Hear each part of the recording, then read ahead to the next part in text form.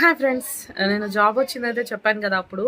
So అప్పుడు yeah school ఏమని చెప్పలేదు. సో నేనైతే స్టేట్ సిలబస్ స్కూల్కే ప్రిఫర్ చేశాను.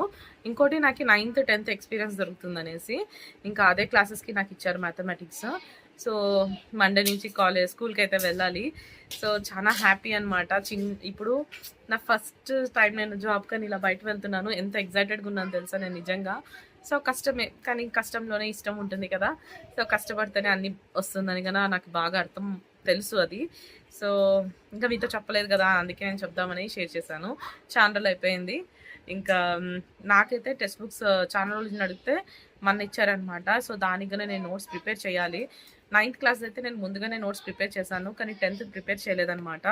సో నేను స్కూల్కి వెళ్ళాక అక్కడ పిల్లలతో ఎలా ఉంటుంది ఏంటని కొంచెం భయంగా ఉంది. సో చూసాం ఫస్ట్ డే ఎట్లా ఉంటుందో ఏమో అనేసి.